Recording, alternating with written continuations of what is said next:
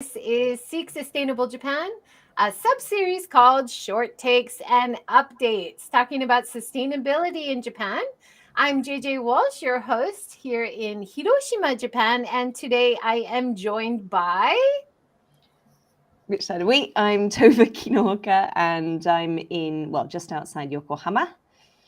And this is Shirley. I'm also in Yokohama. Nice to meet you again. Yeah, we have two of you in Yokohama now. Yeah, it's the place to be.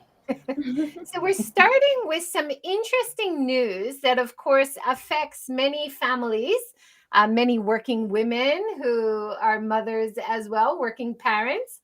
The official age of adulthood in Japan has just been lowered as of April 1st this month to 18. Now, interestingly, as we were discussing before we started, you still have to wait to smoke or drink until 20, but a lot of the heavy legal things like uh, going to jail as an adult, filing taxes, doing anything kind of legal or banking has been lowered to 18. Really interesting. What do you guys have a take on this? I think this really is interesting, and it kind of connects into a conversation I was having with my daughter yesterday. So she's 16 this year, and at her school, Yokohama International School, they have a subject called Individuals and Societies, INS, and they cover a whole range of things in this. And it's sort of they look at social issues, they look at history and things like that. But yesterday, the teacher asked them in class, what do you, in your next year, when you go into year 10, what do you really want to learn about in this class? And several of them said taxes and things, life skills, money management and stuff like that. Kind of adult skills, if you like, adulting skills. So I think that's really interesting because she was saying, just her and her peers talking about it, they feel really unprepared. They don't know, once they leave home, how do they deal with things like taxes? How do they manage their own money and budget and bills and things like that? So it's interesting, if this age is being lowered from 20 to 18, that's going to happen 2 years earlier. They've got to deal with that. And I think a lot of them are feeling very unprepared. Yeah. It's interesting, isn't it? Because it is different in every country. Like Shirley, you were saying maybe also 18 in India, is it? Yes, that's true. And in America, it's 18 is the legal age, but you have to wait till 21 to drink. And, there are different ages for different things. So, like you said, Tova, this could have effects on education, high school education. Are we kind of leaning to, and it would make sense to start teaching high schoolers about more adult things, about filing tax, about not falling for pyramid schemes, which I was reading is one of the things that a lot of young people are now falling for in Japan. They don't have this adult savvy. I guess many adults don't have it either. But we have to teach them about the real world maybe a little bit more in the high school system. Very much so, very much so. Shirley, I mean, in India, in the education system, is there anything like that? Do they teach sort of life skills, if you like, before people graduate, or is it just academic? It's mostly academic. We do have extracurricular stuff like sewing, knitting, but it's very gender-based, I would say, which needs to get better. Yeah. But yeah, actually what's interesting in India is that like the legal age of adulthood, especially marriage, because like child marriages was such a common thing in India, so the current like parliament has decided to increase the marriage like limit for girls from 18 to 21, and I think that's awesome. And I'm totally for I it. believe in Japan it's still 16 for girls. I think they raised it this time. Did they raise it? Okay, well that's with good. the adult, right? Exactly. With the adult rule, I think they increased it from 16 to 18. Nice. Yeah. Now, Tova, this leads into your topic about mindset. Do you want to talk about that? Yeah, absolutely. So, I mean, I think this sort of shift in mindset. I mean, here we're talking about sort of moving from being a dependent, if you like, and a child to an adult mindset and being sort of more independent. The mindset shift, which is something I talk about an awful lot, is so, well, this is in the sustainability leadership context here, and looking at what is the shift that is needed there to, in some ways as well, stop being reactive and being proactive, as you can see the second point there, moving from just sort of thinking about your own actions and the impact on your life to thinking about how do my actions impact others around me. And you can think about that as an individual, but also as organizations, looking out at our value chain and understanding the impact relationship our company has with the communities that we touch and the suppliers, but sort of way beyond just the direct contacts as well. So this is something we do, is very sort of fundamental to the work I do with organizational culture change to embed sustainability. And last week, I had the great fortune to go and do a session for Hitotsubashi ICS, which is a business school, one of the top business schools in Japan. And the course, they've got a new course there, which is all around leading for sustainability. So I did one of their sessions as part of that course, and we were looking at mindset shift. And it was an amazing bunch of people, actually. There were, I think, 18 participants in the class from all over the world, not just Japan. I think maybe about 4 or 5 of them were Japanese. The rest were all from different countries, from India, from Bangladesh, from Philippines, all over, which was really interesting to hear all these different perspectives around sustainability, how aware people were. And it's an exec MBA, so they were all a little bit older than sort of maybe the sort of fresh students, if you like. They've all got, a significant amount of work experience behind them. But just very interesting to hear the different sort of takes on sustainability, what it means to them, and very much influenced by how they've grown up and the sort of environment that they've grown up in, and how directly that is impacted by things like social issues or environmental issues. So it was a really, really rich session, I think, for me, because I spent a lot of time working with, most of my time working with corporates, right? So it's in one company, you're talking to people just about that company's impact and stuff. So it was really interesting to work with a group of people who were representing many different organizations, but still looking at collectively, how do we need to be making this mindset shift so that sustainability just becomes part of everything that we're doing. Yeah, that's really interesting. And it's connected in my mind just now to something that I've been researching more, because travel is still not back yet. So I am looking for other job opportunities, work opportunities. And I came across this great article by Rochelle Kopp on her consulting network, Japan Intercultural. And she's talking about how to train Japanese staff to do interviewing in a way that leaves the door open for something later on, not creating any kind of block in the process between the interviewee and the interviewer. For example, don't, insult them or make any prejudiced remark about gender is a very obvious one. But use it as an opportunity for good branding for your business, as a way to add transparency to the kind of business that you have. And I just found this article so positive and so wonderful to come across. So many great takeaways there. And I think, like you said, Tova, as we have MBA programs in Japan, as we have businesses in Japan, like you work for, Shirley, trying to appeal to and attract more international employees as well as clients, you really want to use any kind of interaction in the interview process as a way to develop good relationships with the public, people who are Yeah. applying for the job, whether they get the job or not. So I thought that was a great article, great point there. Interesting. Yeah, very much so. Yeah, You that's had amazing. good experiences, Shirley, as you were applying for jobs here? Yeah, I mean, I think it's funny because like the application process, as you know, is so different in Japan compared to like America, for example. Having personal relationships with your interviewer is a norm outside.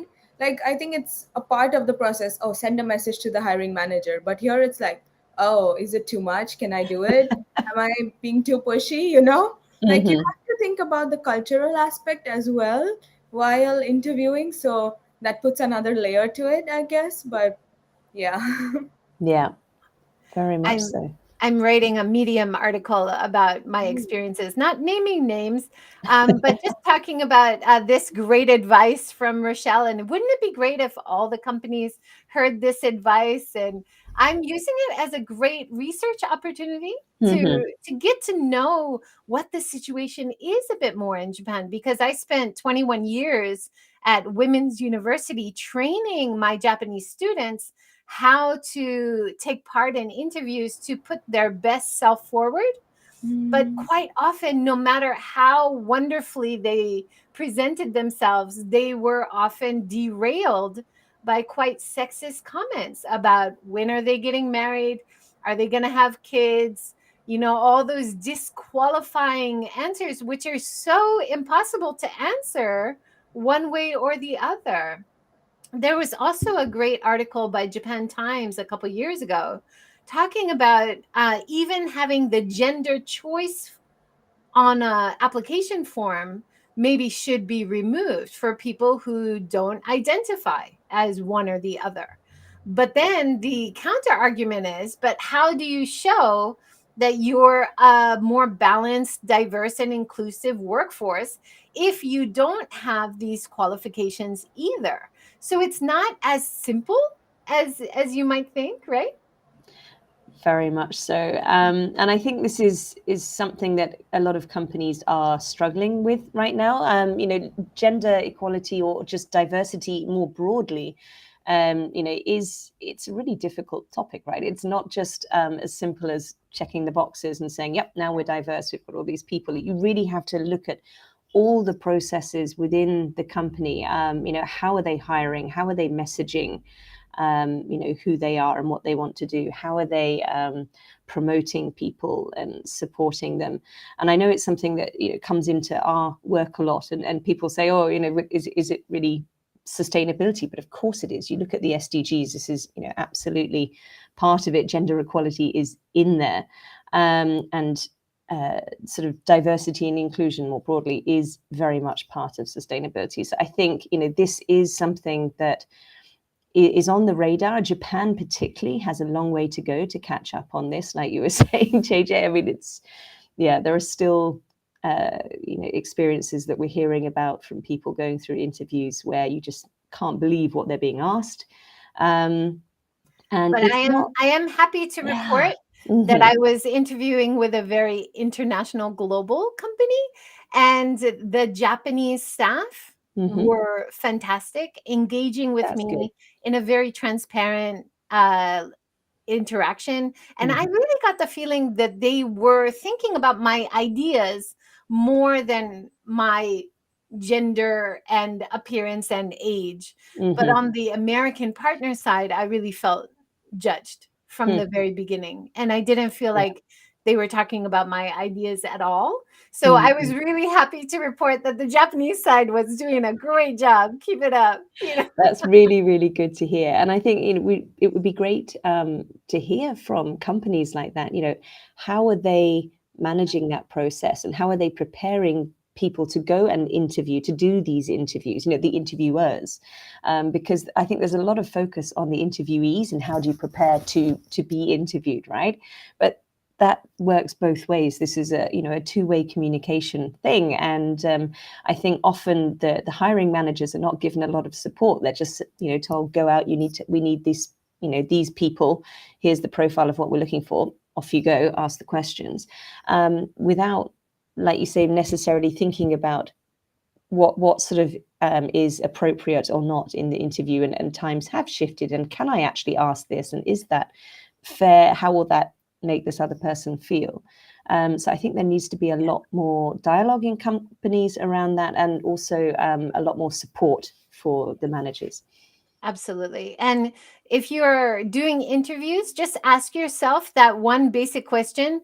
Would you ask that same question regardless of that person's gender or age? If not, it's probably not a good question. Absolutely. There's a wonderful TED Talk exactly on that point by, I want to say Kristen Presner, who is HR director for Roche Pharmaceuticals. And she did a TED Talk on, I think the title was, Are You Biased? And she started the talk, she's the global head of a big company. And she said, are you biased? I am. And she discovered that even as a woman, she was biased against quite often female people she was interviewing for promotions or for hiring. And she sort of coined the hashtag flip it to test it. And it was exactly that, JJ. She was just saying, flip that around. If this were the opposite gender or a different age group or whatever, would I still, ask that question? Would it be valid? If not, nope. Would I still make that same judgment? And it's just a really simple kind of check, I think, that we can do. Yeah, I thought about this a lot when I was teaching. And, as a teacher, that you have some bias. I'm sorry to say, prefer some students over others because they're more engaging, or they come up with the answers that help the conversation or the class flow. So when I had them do assignments, I always had them write their names on the back of the assignment. And I had to own that I had a bias and would have to read the assignment before I saw who it was. And I think if we include that in our society infrastructure, in our corporate infrastructure, because we know we have inherent biases, that it just makes so much sense to work around our bias in some way, right? Yeah. To recognize them and then look at how we, like you say, there are simple workarounds for some of them, not so easy for others, but we can take steps to deal with it. Shirley, you put a link in. Yes, I think you had an interesting link there. Yes. Actually, just what Toa was talking. So I took a class on unconscious bias. And I think this test is absolutely amazing in identifying the unconscious biases you have. So it could be sexual, racial. There are like different kinds of tests you can take. And it's really nice that intuitively. So it's like they show you two images and they tell you to pick one of the answers. Like, even though you think that that is the right answer, like it's so quick that sometimes they show you the same question a few times. So then it's a very intuitive test that helps you understand what your unconscious biases are. And for me, as somebody who's like always like working towards gender equality, I noticed that I also had a percentage of like gender bias, So yeah, it's very interesting. I would totally recommend to take that Right. test. Yeah, and it's not just men who have gender bias, right? And it's really hurtful actually when it comes from women. And you're like, really? But then it goes to something we talked about before, Shirley, about the marginalized communities, right? And how people who are from the minority community, when they are accepted, don't always open the door for other people who are minorities, right? So it's complicated, right? Complex. It is really complicated. Psychologically. And these things are very, very deeply embedded, right? These biases, I mean, there's a reason they're called unconscious biases. We don't know we have them much of the time. They're very much part of, our lives growing up and the influences we have around us. And so it's not as though they're there with malicious intent very often. It's just that that's how we've grown up.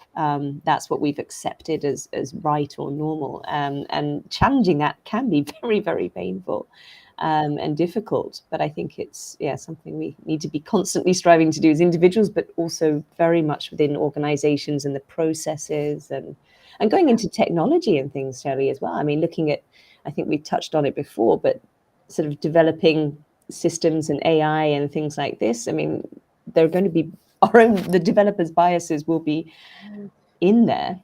Yes. I have noticed recently, speaking of AI and gender bias, if you use Google Translate or DeepL Translate or any of the AI translation services, try it. Put in Tanaka Sensei or put in Tanaka-san in Japanese.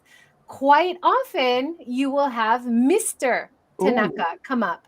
So there is, and Shirley probably knows much more about this than me, but if you put junk in, junk comes out. So as data is being put in with a bias, you're creating AI or technology which also has a bias. So if you ever see that, and this is something I have a common conversation with Google Sensei or any other AI, if there's a way to send my response, I always say, you need to change this. This is not gender neutral, and it really should be. Yeah, I do have something to say on this. It's like, it is their fault. That's true. Like the people who coded. There's also another layer to machine learning, because what goes inside machine learning, what helps it to learn, is the vast amount of text and books that you put in. So probably it's common that that name in many different like artifacts and books has been Mr. Right.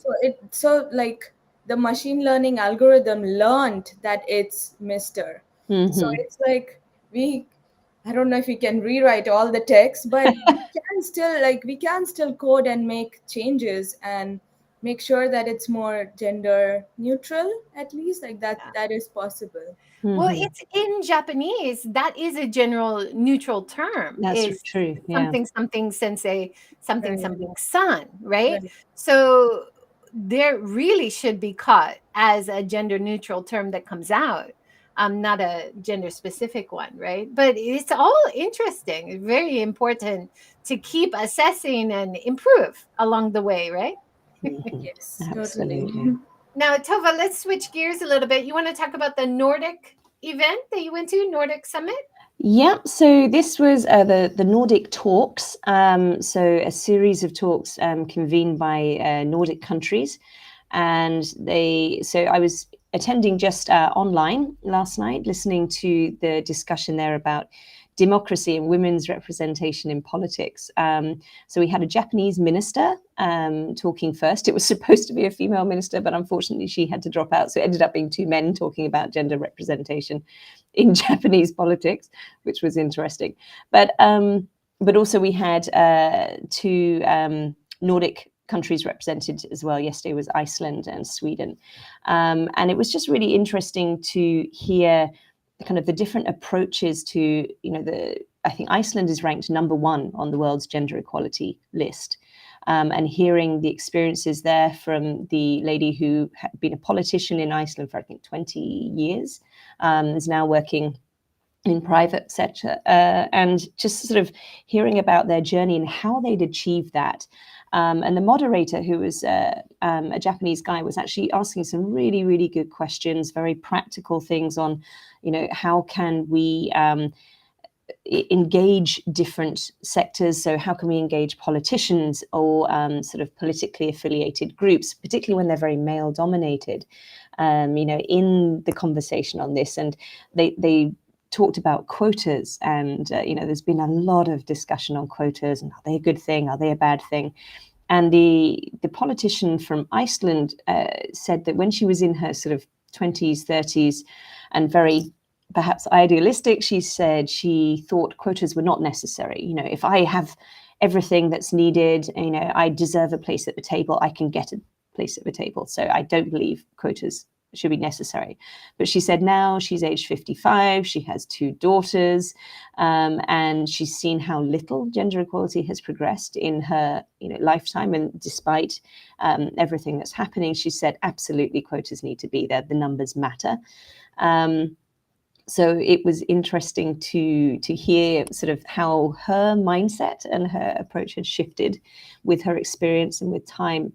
And for me, I think that helped sort of solidify the argument. I've been sort of on the fence for a while with quotas and wondering whether they're a good thing or not. And in Japan, we've seen them set quotas for women in politics and then backtrack from that, saying it's too difficult. But I think really it's about just being brave and setting the number, taking the action. And she made the really good point that, you can set a quota at, say, 50-50 and say we want 50% women and men on boards or in our cabinet, whatever that situation is. And the question was, but perhaps some men would see that as unfair if it's 50-50. But she said, but with 50% of the world's population, how can that be unfair? 1%. Right. There you go. There you go. So how can that possibly be unfair? That's a great example of how the voluntary quota is not working. For many years now, they've had the voluntary quota for businesses and government of 20%. Yep. And even in 2022, we are seeing just a fraction of representation or women in leadership at that level. One of the best quotes I heard, I think from Sweden years ago, was a woman in parliament saying everybody was arguing about the quota not going to work. And a lot of people saying we're just not going to find enough women to represent 50% of government or the company or whatever. But when you make that commitment, it absolutely has to happen by this certain date. Suddenly, magically, you find qualified women. Right. They show up. So that argument really doesn't hold water when you see it in action, right? So that's good to keep in mind, I think.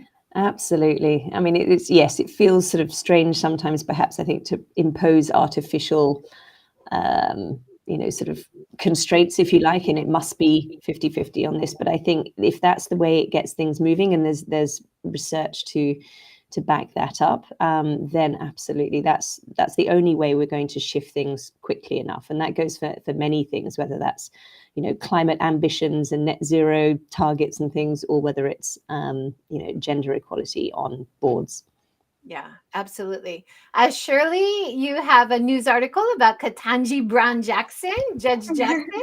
Yeah, it was just recently like all over the news, and I'm like, yay. So there have been like 115 Supreme Court justices.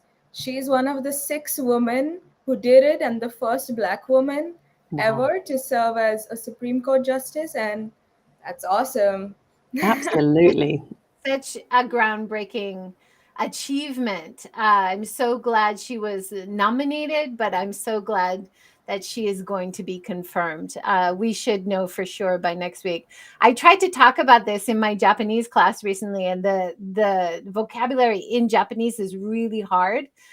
So I'm not sure I got across my point at all. But my idea was, it's not just about breaking barriers for women of color. It is about bringing up everybody. Yeah. And she comes from a background as a public defender and one of the only people on the highest court in the land to have that experience representing people who don't have financial means to hire a lawyer. It's representing so many marginalized groups in American society.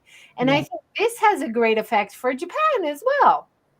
To see representation in the American courts, I think, has a good effect around the world.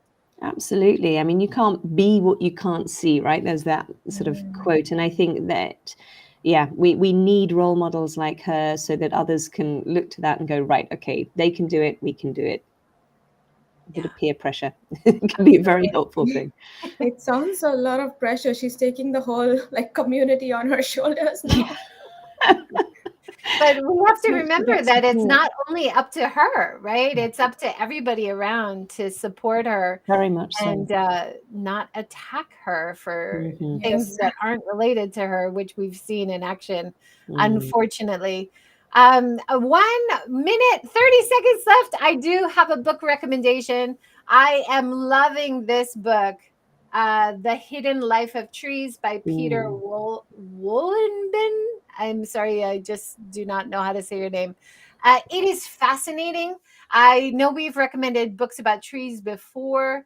I am learning so many things about how our understanding of trees, like many industries, like the meat industry, um, influencing our nutrition pyramid, right? Like the information we know about trees comes a lot from commercial forestry.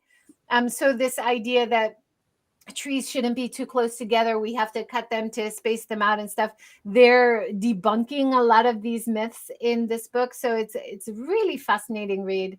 I would recommend it to everybody if you're interested in trees and how they communicate. Well, we should be there. Very, very important. They send a fragrance out to other trees to communicate. It's Yes, I'm suffering with that a bit at the moment. Oh, no. Yeah. Thank you, trees. Love them. Well, But that yes. is our 30 minutes. Thank you, Shirley. Thank you, Tova. Thank you. I was just going to say we didn't get a chance to talk about the Ipcc report, which came out a couple of days ago now. So we'll have to leave that till next week. But would highly recommend go and read the summaries for that if you can. It's extremely important for all of us. Yeah, I didn't think we could fit that in 30 seconds. So next week. I thought we'd wait till next time for that. Sounds but good. We'll start with that next week, hopefully. Great. Thank you, everybody, for joining. Wonderful to have you on this journey of updates and short takes. And see you next week, everybody. Thanks. Thank you. Bye. Bye.